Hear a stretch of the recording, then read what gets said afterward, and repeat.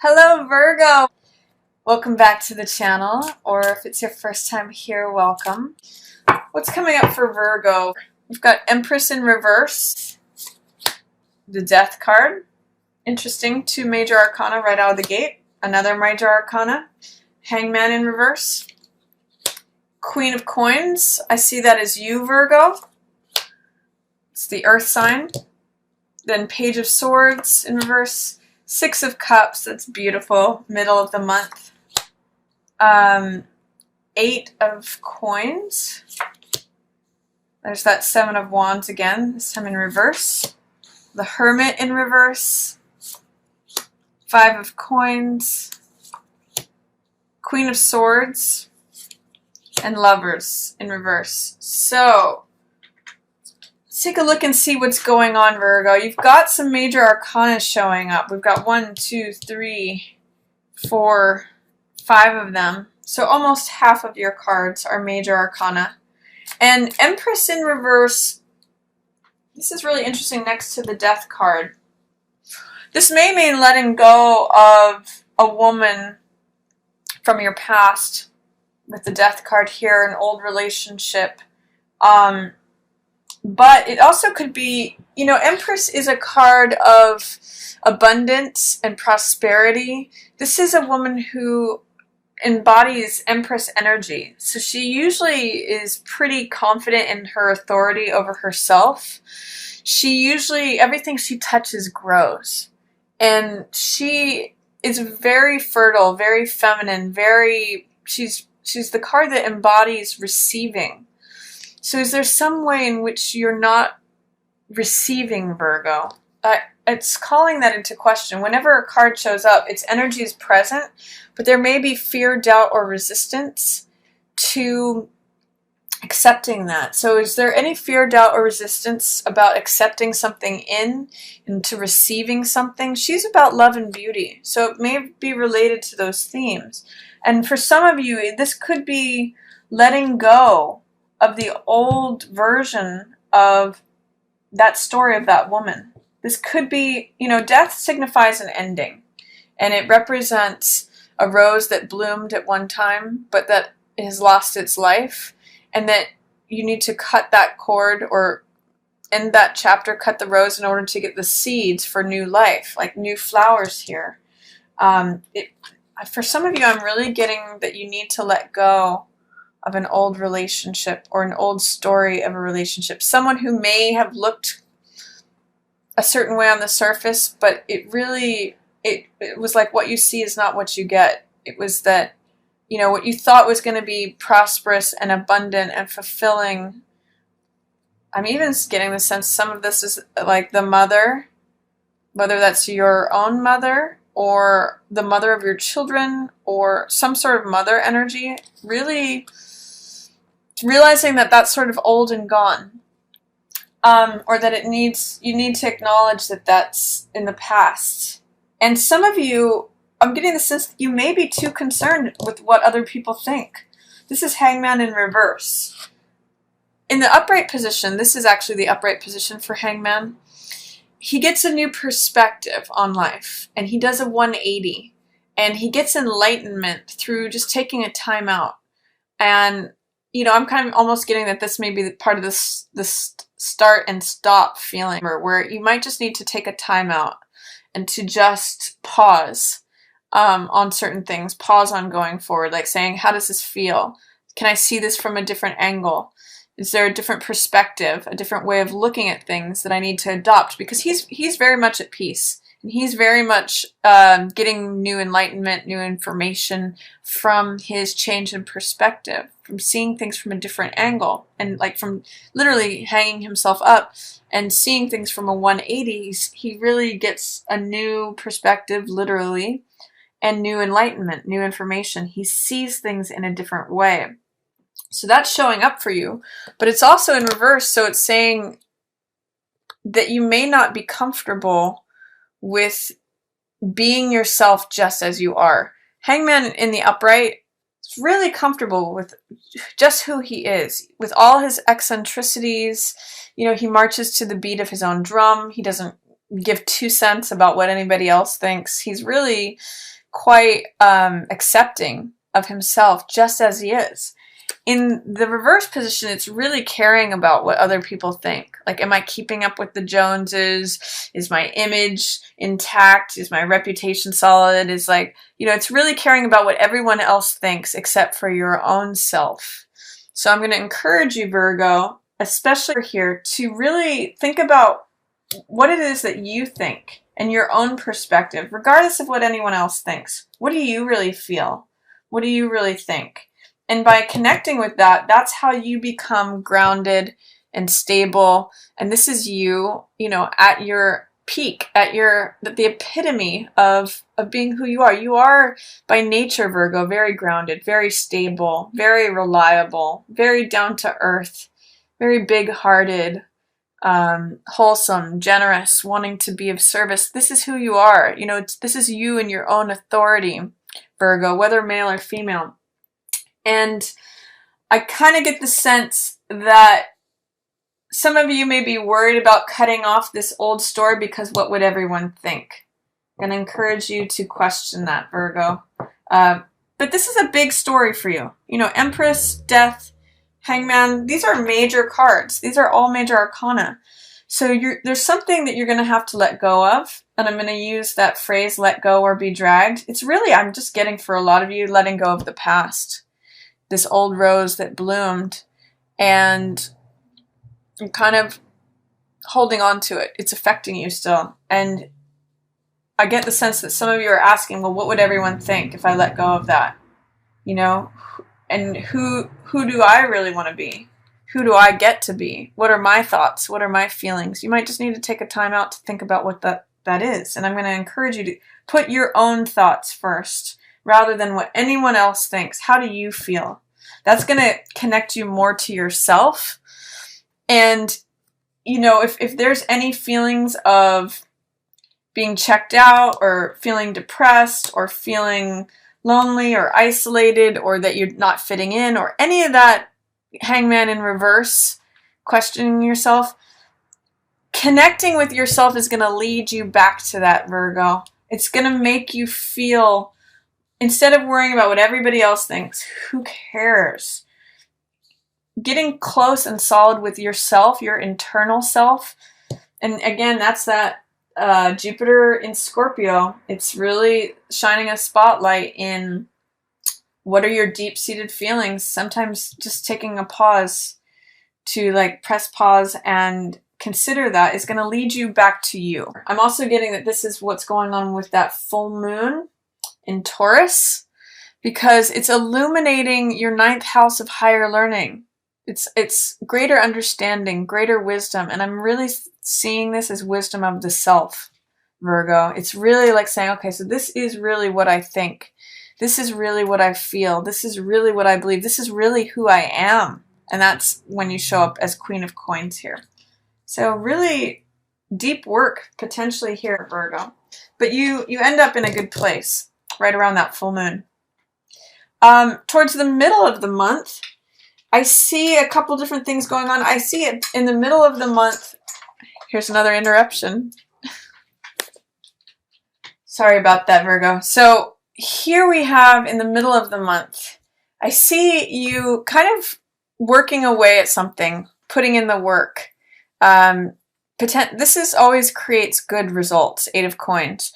And this is 6 of Cups, which is real sweetness. This can be regarding someone from your past.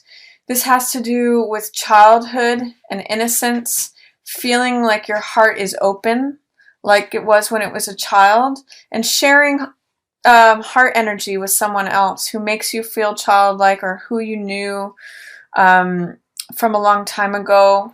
These lilies represent innocence and purity, and it's just sort of like the kindness and the sweetness between children. And 8 of Coins means willing to put the work in, almost like whistling while you work, like being happy about putting in the effort.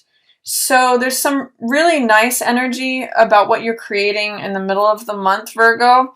It's surrounded, though, by these sort of defensive characters, and that's kind of interesting. And you've got Page of Swords watching and defending on this side, and you've got Seven of Wands watching and defending on this side. It's almost as though this is protected space for you, that you're wanting to work on something that really has to do with sweetness.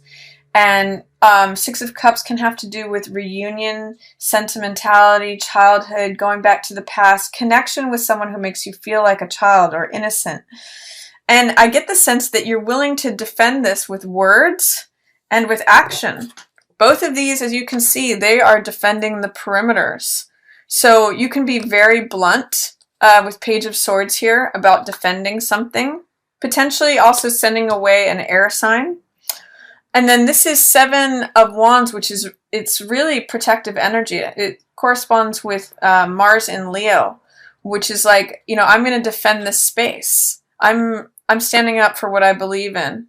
I'm being assertive. So a real willingness mid-month, Virgo, to defend your space, to work on something that feels sweet and innocent, and maybe allows you to connect with someone from your past. Definitely someone that you feel like you can be childlike with. And I do see, for whatever, at the end of, towards the end of the month, potentially around this new moon in Scorpio, that if you're feeling out of sorts in any way, feeling isolated or lonely, this is Hermit in reverse. This is your card, Virgo. So if you're feeling, when the card is in reverse, it's showing some of the less desirable sides of the card. So this can feel like isolation. It can feel like loneliness. Like, where's my way forward? Where's my lamp? Where's the truth? I'm really seeing a lot of healing energy here, right next to it, with this Five of Coins. And I'm seeing care and consolation and consideration, potentially with this person that you've created some intimacy with, or you've created, you know, maybe you've gone back to an old friendship and they have some kind words that are consoling for you. It's potential that you're consoling someone else, but I'm really actually seeing that this is you, and you're getting tended and cared for by someone else, and likely this person who you feel like you can be very open and vulnerable with. So I kind of get that there's some sort of healing energy going on here. And it's in this protected space that you've created, that you've put in this work and effort, you know, diligently. Eight of Coins shows work over time, consistent effort.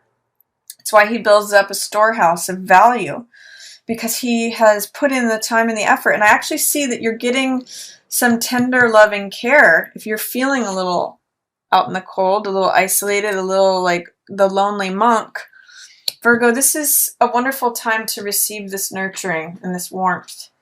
And then I see also, as you defend your boundaries, you know, it invites lover's energy in. You may have to really have some sharp or clear or blunt words with someone this month. Page of Swords and Queen of Swords are both showing up. Now, Queen of Swords does not mince words. She's like, that's over there, this is over here. That's yours, this is mine. This is where the perimeter is. This is what the rules are. This is what the boundaries are. She can be really direct. But she's also very clear, and she's very honest. And she's very, she's able to make clear distinctions on things because her alignment is with the truth. The sword here. It's the Excalibur sword, and it means being in alignment with the truth. And when you are in alignment with the truth, it sets you free. It makes things very clear. Even if it can be a bit sharp, you know, she knows where she stands, and everyone knows exactly where she stands because she's so clear and direct. And I get the sense, Virgo, that towards the end of the month, that takes you from feeling like this, from feeling in any way wounded or left out in the cold, to really being open and vulnerable and being able to be intimate. It welcomes this in. There's this really nice transformational energy from showing up, open-hearted, willing. You know, Six of Cups is very sweet, kind, intimate. You're the sign of the Virgin, Virgo, so you have this innate sort of wholesomeness or purity to you that is really possible, and Six of Cups is a representation of that. you may have to be open to receiving some sort of nurturing or care towards the end of the month with this connection that you've been developing or have a possibility of developing. And it really opens you up to lover's energy. You may have some fear, doubt, or resistance to being this open and being vulnerable because of old stories, you know, old things from the past that maybe didn't go the way that you had hoped or thought. So that's why it's in reverse, but it's really showing up for you here, Virgo. It's really, this is lover's energy. This means feeling completely open, completely showing up as yourself and receiving love. And by the way, giving love too. It's two people connecting hearts. If this is the young beginnings of something, this is when they mature and they're able to show up. This is mature love. So nurture whatever connection shows up mid-month for you. Again, it may feel like stops and starts. It may feel like it's space that you have to defend, but it's going to serve you towards the end of the month in terms of nurturing, getting healed by it, and then it really blooms and develops by the end of the month, Virgo. So that's some beautiful energy there. You may have to defend your space, be really clear with your words, and that's okay because you've got Jupiter in your third house of communication, deep-seated feelings. Like this could be, I really want to do this, or I really don't want to do this. This is what I think is what Queen of Swords says. So she's really clear with her communication and really honest. Honesty is really going to serve you too towards the end of the month in connecting with this lover's energy. So let's see. I'm going to pull a love card and an angel oracle card for Virgo. Please give me a card for Virgo for November regarding love. What's the card for Virgo for love? I'm getting chemistry. There's a strong magnetic attraction here. So wherever you're finding chemistry at, Virgo, that's going to give you a signal. If you have chemistry with someone, I mean, what can ignite lovers better than chemistry? So follow that. It says there's a strong magnetic attraction. So I'm seeing it from going from childlike openness to comfort and nurturing to lover's energy. So that's going on for you, Virgo, for November.